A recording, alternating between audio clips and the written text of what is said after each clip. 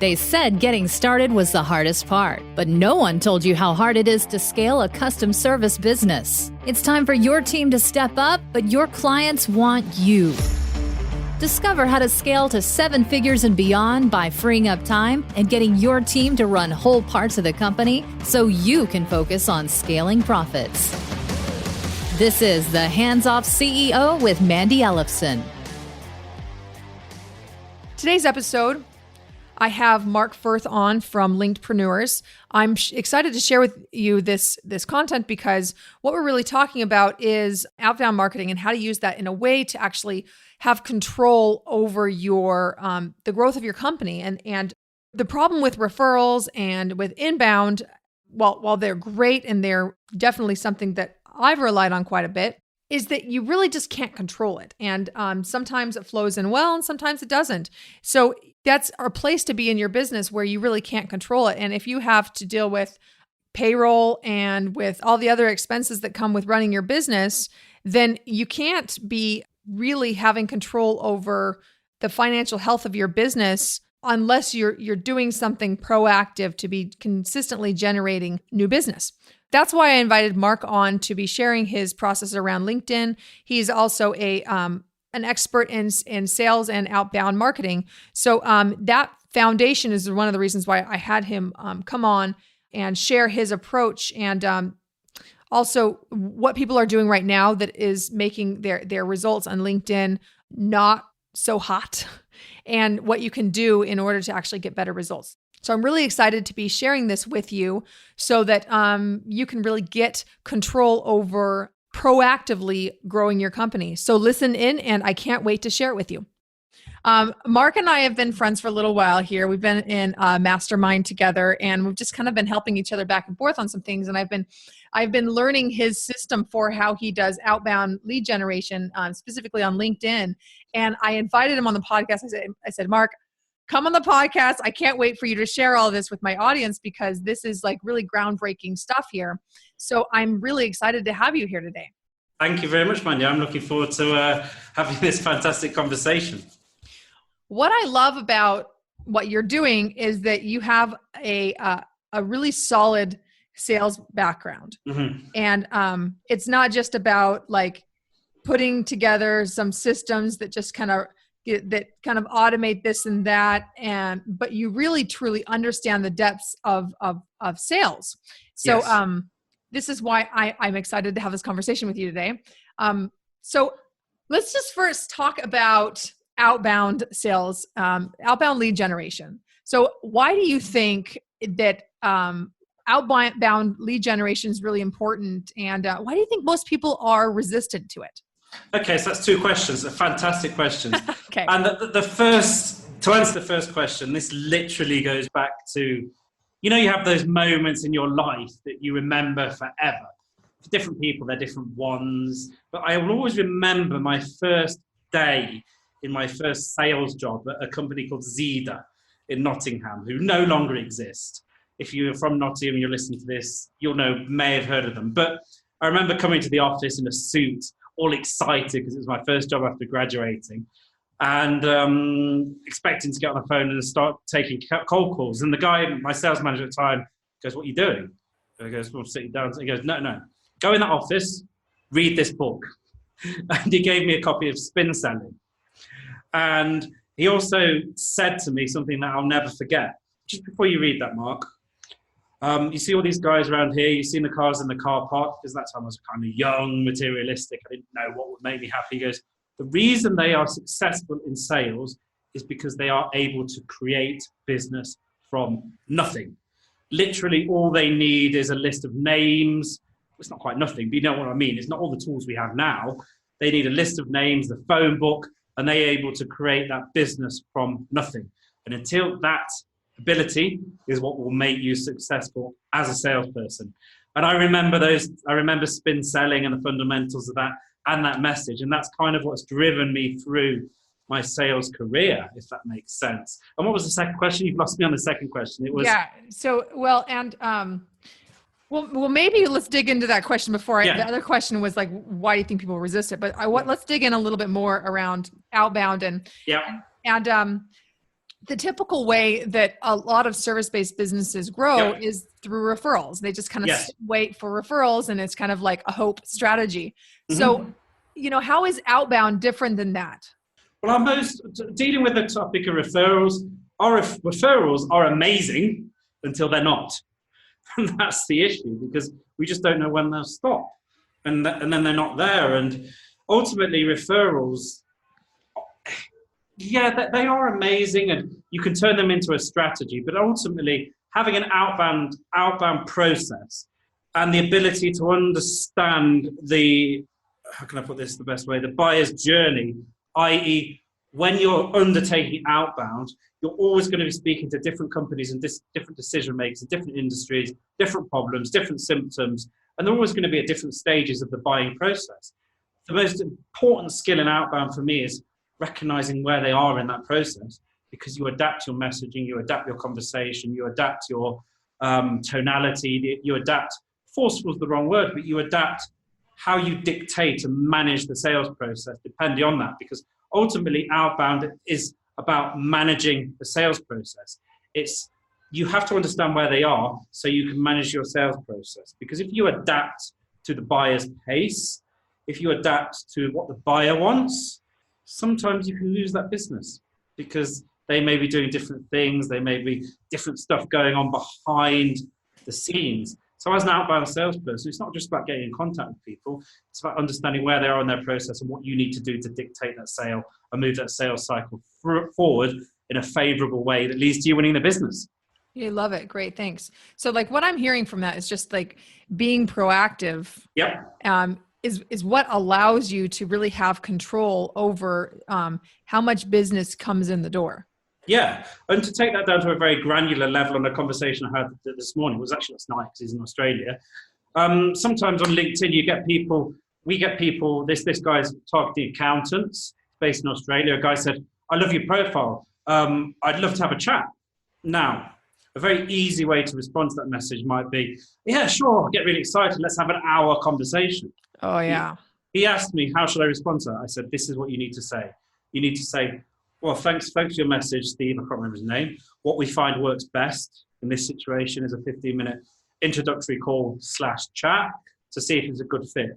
Here's my scheduler. And I explained the reason we do that. From that moment, we have control of the sales process.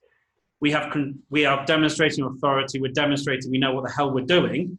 I mean, the doctor frame is massively used in internet marketing. We all know that.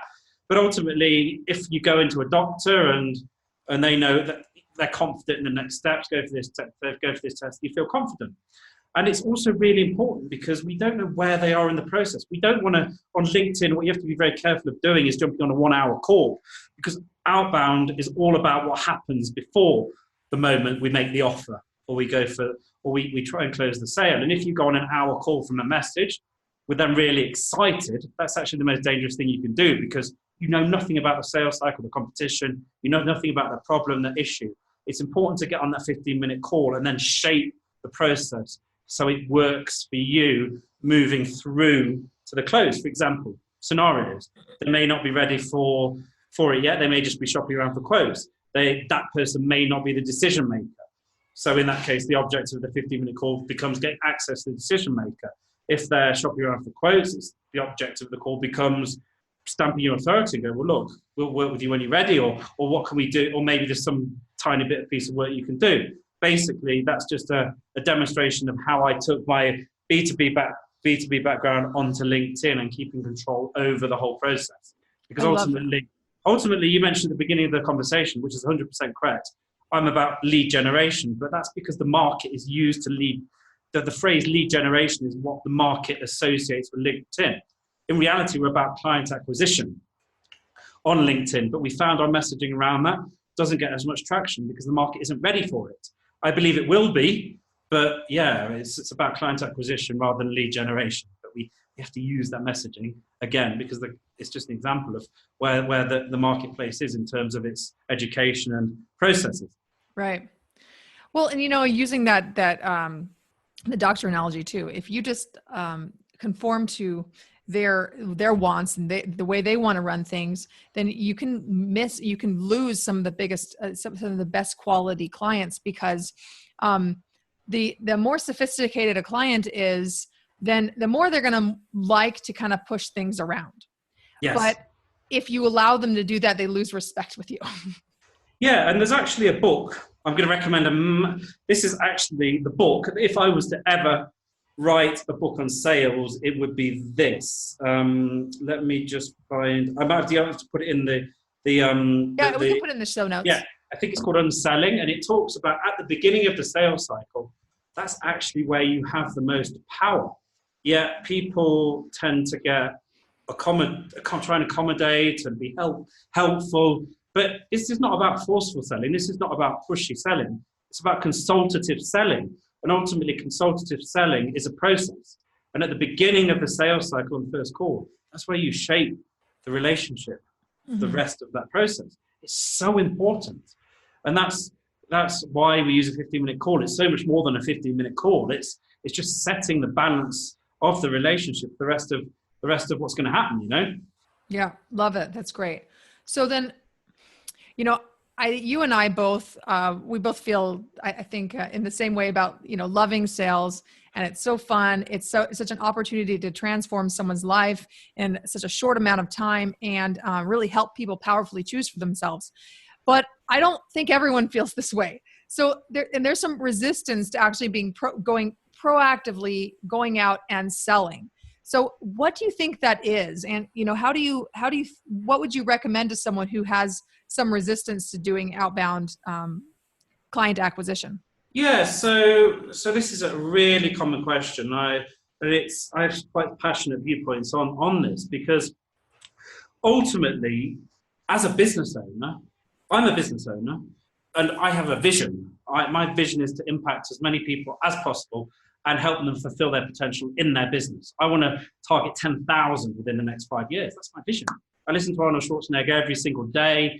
Well, I have been. I didn't do it today, but I listen to it a lot. He talks about having a vision and giving back. That's ultimately about what I do. And I believe in my product. I believe in my service. So when I undertake outreach, I believe that I'm doing my target market. I'm not doing justification to the potential people I could help if I don't do it. That's my mindset. Secondly, as a business owner, I see it as my duty to undertake the activities that I can every single day that move my business forward and allow me to make that impact. Yet, I do honestly believe it's this mindset, and there is a lot of kind of viewpoints on the media. Don't be salesy, don't be pushy. And I believe in not being pushy. I believe in not being salesy, but I also believe in making a huge impact. And the way I do outreach, I don't feel salesy. I feel like I'm building a relationship. So it's ultimately, I believe, comes down to mindset. Me undertaking the same activities as someone else undertaking the same activities, we could view them in two completely different ways depending where we're at. It depends on our relationship with sales. A lot of people say to me, I am not a salesperson. They use the verb be. That's belief level. But you don't have to be a salesperson to just reach out with curiosity, care, and concern and want to have a conversation with someone because you've got an amazing thing you can do with them. So I think it comes down to mindset. I really think that's where it is. And I also think a certain amount of that mindset comes through the conditioning of a lot of people talking, do sales without being salesy, do this. Oh, I hate this approach. I hate this approach. I think that's where it comes from. I don't know. I'd love to hear your view on it, Mandy. No, I agree with you that I think it's all about mindset, and like you said, coming back to your vision. Yep. And what is it that you're really committed to be creating in the world? And are you more committed to your vision, or are you more committed to your fear of looking bad, or your fear of feeling pushy, or whatever it is? And then just keep on working it until you find that right your style and get into that groove where every conversation you have, you're adding value to people, whether they buy or not. Yeah, it's true. It's true. Exactly. Okay. So, I told my husband about this. We had this conversation the other day. I told him that I've been getting a whole lot of clients and from LinkedIn, and it's become like one of my top client acquisition strategy. And here's the best thing about it. I was just looking at this. Even just yesterday, I realized that some of my best clients now are actually coming from LinkedIn. Better than some of my joint ventures, referrals. And I mean, I have lots of channels that bring in new business, but I am loving LinkedIn because I mean, while it took a little bit of time for me to figure out, it would have took a whole lot less time if I would have found you 10 months ago when I started really deep diving and say, I'm going to figure this thing out if it kills me. Yep. But my husband was totally shocked, and he's like, LinkedIn, I thought that was just some lame social channel where insurance providers go and spam you with a bunch of stuff. So like, there's this conception that like LinkedIn doesn't really provide results for your company because people try it and they don't work. So why are they wrong, and what should they be doing differently? So the two biggest objections I see on LinkedIn is boring, and to a certain extent I agree. It is a boring, clunky platform visually. But it's changed. I mean, the energy on there is different to like 2009, 2008 when I joined. It's not just full of insurance people and people in suits. There's a completely different energy. And it's not difficult to get going with the right help. Now, here is the critical thing about LinkedIn. You hear people saying, oh, LinkedIn doesn't work. Or you hear the exact opposite. Someone actually said to me in a sales call this week, oh, well, why don't I just go and get a $20 course from Udemy or whatever and just do it? And here's the thing, LinkedIn, to get people on the phone on LinkedIn, it's not difficult. But to get the right people on the phone and then convert them to clients, that is difficult. If you just go out on LinkedIn, I could go on LinkedIn now and I guarantee I could get about 20 phone calls this month of people pitching me their services. It's not difficult. Just say, oh, I need a LinkedIn coach. Yeah, you won't have a spare gap in your calendar.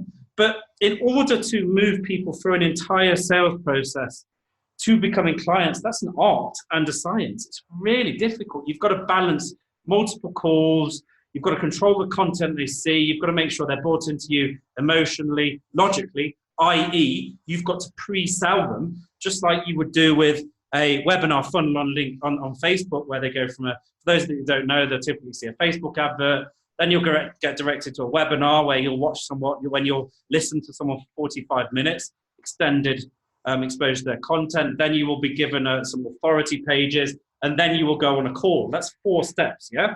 And not only that, it's inbound. You're attracted to them, you see their stuff, and you go through and book the call yourself. Right. LinkedIn, you also need to have multiple steps. And you also need to battle the fact that people aren't on LinkedIn for as long as they are on Facebook, i.e. they don't spend as much time on there. They won't respond to the message immediately. There's lots of noise. There's lots of people trying to do networking. Maybe there's other people pitching them the same stuff using. So ultimately, you've got to have a process that acquires you clients, not gets you leads in the calendar that makes you feel busy. And a $20 Udemy course will not do you that. It will show you how to set up the searches. It will give you some scripted templates, because ultimately everyone's messages have got to be different. You can't take templated scripts from a program and then just expect to plug them in and people to reply. I mean, come on, there's people are getting pitched all the time. You need to control the process. You need to disarm people that you won't sell them. You need to make use of time between messages. You need to use clever content. You need to control what they see. And ultimately, if I can conceptualize it, you need to build a relationship. There's so much LinkedIn stuff based on automated software and just running these kind of templates all the time. Yes, you can use automation to a certain extent, but you need to build a relationship. Does that make sense? It's quite a long-winded answer. Yeah, absolutely. I found that exact same thing because like I've said, I've been testing this for the past 10 months and I found exactly that. I could definitely get people on my account, but man, it was just a real drain. And here I have these other, like you said, the Facebook ad funnels. I don't actually use Facebook ads, but I have other marketing that funnels people in where they're applying to work with me. And I'm getting on the phone with them, and I have a really good close rate on it because people have already looked at everything. They're all ready to go, Yeah. But then contrast that throwing into the deep end of LinkedIn, and then whoa, was that ever different? And I realized the huge gap that I had between an inbound strategy that is everyone that you have leads that are already qualified that just show up in your inbox, which sounds fantastic and all that, but like it takes a whole lot to get to that point. And thousands. Yeah. Actually, many years. That's Yeah. It's taken many years for me to get to that point, and then move over to LinkedIn and where I could like generate phone calls with qualified people, but like they get on the phone and be like, pitch me. I'm serious. Like they would say that. And so like I had to learn how to deal with that, because when you actually do pitch them, guess what they tell you that you are? Pushy. Yeah, you've got to take control of the process. And the other thing that people... Right. So tell us how I do it all that all wrong and what to do instead. Well, this is the other thing that this is fundamental. Like, there's lots of courses out there where they've just taken messaging funnels they've seen elsewhere, or they've just designed something and they've put it together, they've whacked it in an online course. And I admire that entrepreneurship. Ultimately, the intention is good. But the problem is they don't understand why they're doing what they're doing. And in order to understand the difference between LinkedIn, Facebook, and YouTube, just to go a bit deeper on that. On YouTube, talking about the buyer journey, you've got people going, how do I get a baby to be quiet? How do I get a cover photo to fit in my group? How do I get leads on LinkedIn? In other words, they're aware they've got a problem and they're looking for a solution. That's why YouTube is amazing for advertisers. Take Facebook, step back.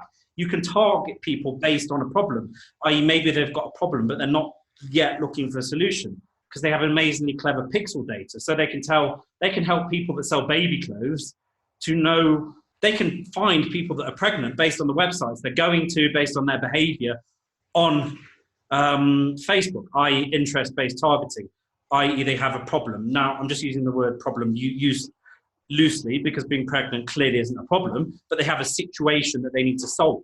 Now, take a step back to LinkedIn. You don't have the ability to look for people with interests. You don't have the ability to look for people that are looking for a solution, because the search is not great. It's a bonus, but it's not something you can rely on like YouTube. So what you have to do on LinkedIn is you have to start at the symptom level. All your messaging needs to be based around the symptom level, your personal brand and your story at the symptom level, including your messaging. Because when you go on LinkedIn targeting, you've got things like demographic information, like geography, zip code, how long they've been in their company. So you have to be able to take your offer and look at the searches and go, if I connect with 100 people, will 90 of them be suffering from the symptoms that my target market does, or 80 or 90%? If their answer is yes, you can do it. But you've got to be able to go in at that symptom level and then move them through the entire process.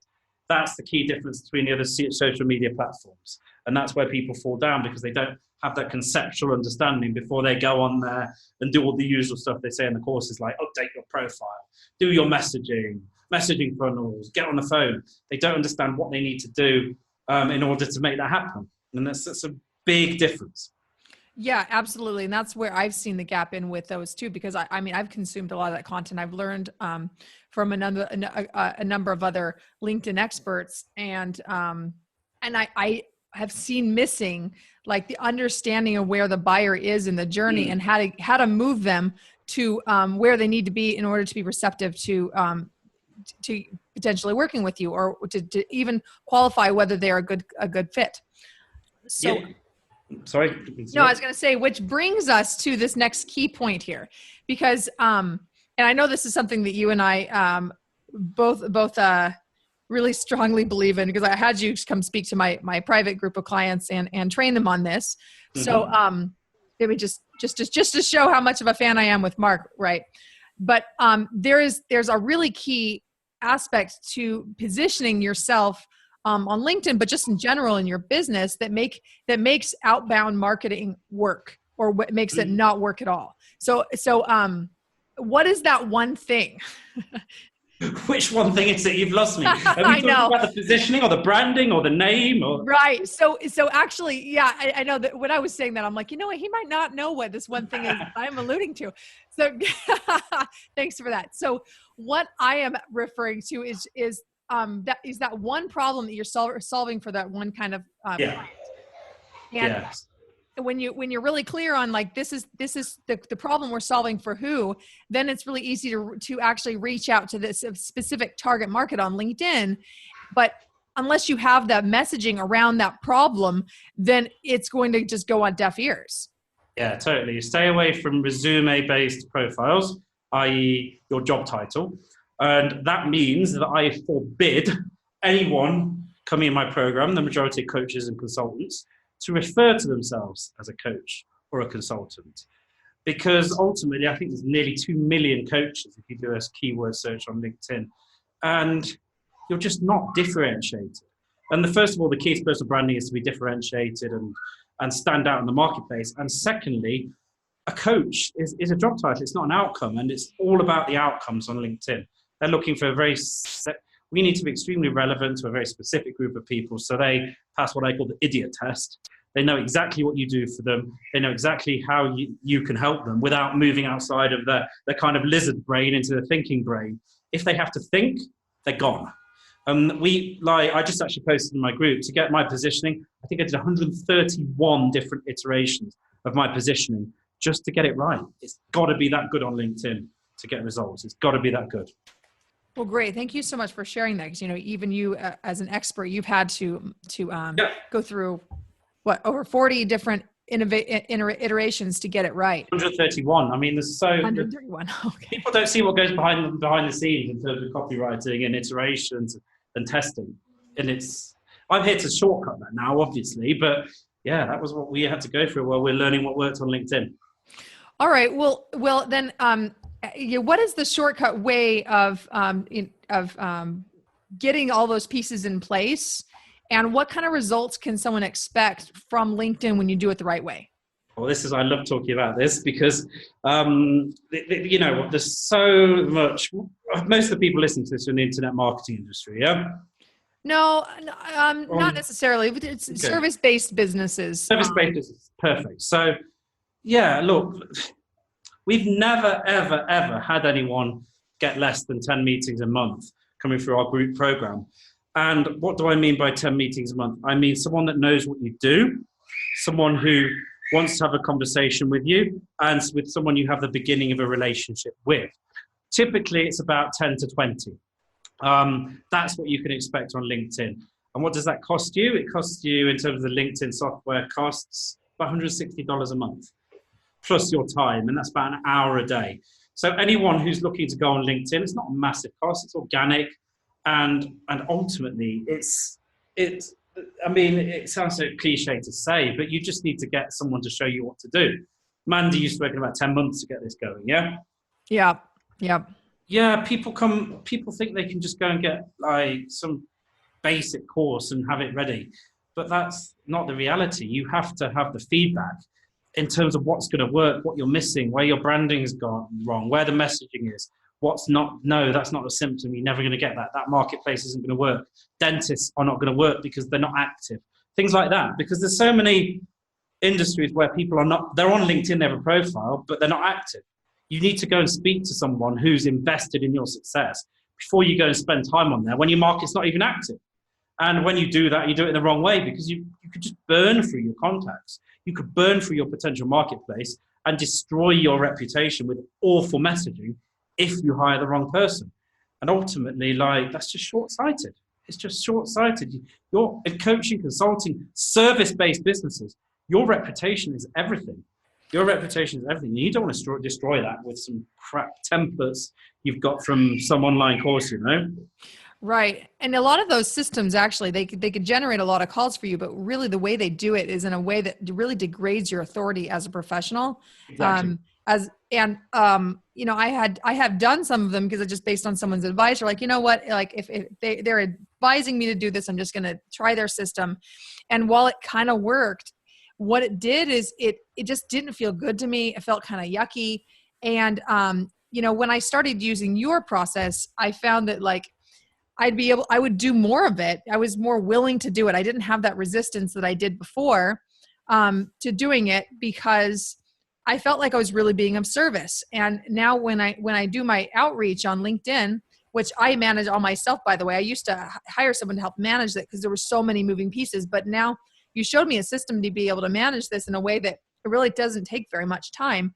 And I'm showing up to actually add value to people and have meaningful conversations with people. in a way that doesn't devalue my my authority as an expert. Yeah, this is so critical because one of the great things about LinkedIn is you can go in the Sales Navigator, which is the premium version of LinkedIn, and you can run the search and you can get an idea of your market size and you can get an idea of how many are active. That's fantastic. But if it's not massive, you could burn through them in 2 months just with some rubbish messaging and be like, what do I do now? It's just a short-term view. And yeah, especially in my opinion, it's much better to get the quality leads, to get them through to becoming a client than just go about it quick, meeting, and feel good, because meetings are ultimately a vanity measure. Getting cash in the bank, that's not a vanity measure. Making impact on your clientele and having that cash, it's not an impact. That's not a vanity measure. That's solid return on investment. And that's what we're interested in. Right. Great. Well, if someone is going to be starting, dipping their toe into LinkedIn and seeing, is this a good strategy for us to going at, what are some of the things that would make it a good fit for their business? Okay, so LinkedIn, you need to have an offer that you or people in your marketplace are selling for $3,000 or more minimum. The reason for that is LinkedIn is not massively scalable. I love LinkedIn. LinkedIn's amazing to get great run rate organic business, as you just mentioned, Mandy. But it's not going to make you $1 million because you can't scale to the point you can maybe paid advertising or Google, because there's a limit on the amount of people you can interact with and connect with. Otherwise, that's not what LinkedIn's about. It's not about connecting with 1,000 people a day. So it needs to be under $3,000. Over $3,000 upfront or monthly, whatever. Yeah. Secondly, you can go onto LinkedIn and you can get a month's trial on what's called Sales Navigator. It's one of their premium services, and that allows you to run a search where you would run, for example, business coach, located in New York, active on LinkedIn, if that's your market. Get an idea for the size of your market. And if very few are actually active, i.e. 1,500, 2,000, above, you need above that really to just have a long-term sustainable platform, then maybe it's not a good long-term investment, but you might get some quick wins. That's the two things you can do just to get an idea of if your services are fit and if your target market's on there. The third thing you can do, and this is just giving away this my course, that might get you some quick wins, is everyone's got a timeline of their life. You've got some major events in your life. Like you went to college, maybe you had a first job at a certain business, maybe you lived in a certain city. Think about those timelines, run the search based on them, reach out to people. Hi, I see you went to Harvard, or I did too. I didn't go to Harvard, just an example. I'm from the UK. So you can search Harvard business owners. I see you went to Harvard, saw you running a business now like me, reaching out to connect with a fellow business owner. How's life been treating you since then? I got my first clients in my business from reaching out to my alumni network of business owners, because you're part of their world. Find people that are part of your world before you start connecting with cold people. And that might just get you a client very quickly. You just don't know. Love that. Thanks. So then I'm just going to reiterate, if you are considering whether this is a good strategy for your business, you first have to have a high ticket item, at least $3,000. I wouldn't even say that's even that high ticket, but $3,000 minimum.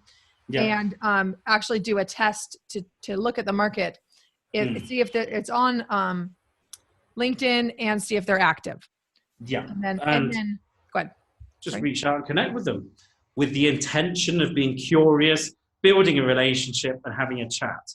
Do not pitch. That's the key message. Yeah. And you know what I have noticed from you doing this approach is that people are pleasantly surprised, and they're like, you haven't pitched me. You're actually like asking me these great questions. And they're really surprised that you're not just going for the juggler. Believe me, pitching someone is actually better than the lowest one, which is when you just connect with someone without even sending a message. I mean, like, I get them all day. Like, I'm like, who is this person? They haven't even bothered to write me a message to explain to me why they would like to connect with me. So that's the lowest one. The next one up is pitching. I suppose at least pitching, you've made an effort to interact with a person. But yeah, just just try and treat some. I always give the example of if you're in a line to check in the Marriott or the Hyatt, a hotel, or in a shop, and you're stood next to someone and you've got a long line, you wouldn't go to tap them on the shoulder and go, I can help you get 10 leads a month. You would just have a conversation. How are you? What's going on? Great. I love your jacket. What are you doing here in town? Just base your connect messages on normal patterns of human interaction, i.e. treating people like a fellow human being and not an ATM, and you will be well above the majority of LinkedIn. I think that's great advice. Okay. So then now let's just outline a couple things. What are the things that they need to be successful then on LinkedIn? Now that we've validated, yes, this could be a good strategy. Now, what do they need to actually be successful with it? By far and above, we've touched on this earlier in the conversation, is the mindset of helping. It's the intention that you take to the platform. The intention you take to the platform is going to shine through in everything you do. It's going to shine through in your profile. It's going to shine through in your messages. It's going to shine through in your content, i.e., again, it's the mindset stuff. It's who you are as a person, it's the intentions you bring to the table when you're doing business. And that comes to who you are and your mission and the reason you're in it to do business. That's the overarching one. The second one is just, again, it's the fundamentals of any platform. It's understanding your marketplace and how to engage them, what they're suffering from at symptom level, the underlying problems behind that, and how you can move them through the process so they want to take action. But yeah, by far the most important is it's this relationship building. Relationship building is key. Got it. And one of the things that I know I've really got some help with you on is the symptom level. Yep. And here's the thing is that you can take something and tweak it just ever so slightly and get much better results. Yep. And that's something that I learned from you, and how to really talk about it, talk about the problems that your prospective clients have in a way that they really can hear it. And I'm obsessed with that. I'm really obsessed with it. I will just cut down stuff. I will say, no, that won't work. It's got to be done in a certain way. Otherwise your marketplace is gone. You've lost them. Right. Well, and you know what, this has been fun too, is that some of the strategies that I learned from you, I actually took it over to other platforms. Yep. And it works just as well in other platforms too. And I was able to bring in some clients from different places using the exact same strategies, but in a different place. Full transparency. I haven't tried that. And I actually wrote on Mandy's comment this morning when she explained that. I'm going to be talking to Mandy about this podcast about how she's done that, because I love that you've been able to do that. That's just amazing, because I hadn't thought of it. And maybe it's time for me to expand beyond LinkedIn as well. So yeah, that makes me so happy to hear. Well, and I think that where the real way to supercharge this is when you can kind of connect and interact with the other platforms that you might have. So if you have a following on Facebook, getting from LinkedIn over to Facebook, that's been a strategy I've used that works really well. Yep. Because people interact more on Facebook and it's more personable, and you've removed them out of that place where maybe they're expecting to be pitched to being on Facebook where you're buddies. Yeah. It's a great strategy, and I love the resourcefulness, because ultimately the more platforms you have them on and the more you're interacting with them on a personal level, a business level, maybe this content's more formal here, maybe they're seeing a different side to you there. They're ultimately discovering who you are as a person. And we all know people buy from people they know, people they like, and people they trust. It's cliched, sorry to repeat it, but it's just so true. And if they see you in your different environments, the probability of them becoming a client increases. And so great, yeah, it's a fantastic strategy you've got there. And plus the groups in LinkedIn, they're really not great. I've never bothered with them. And I noticed you brought them on Facebook, and it's worked much better for you doing it that way, Yeah, definitely. So, well, Mark, is there any last words of wisdom that you would like to impart?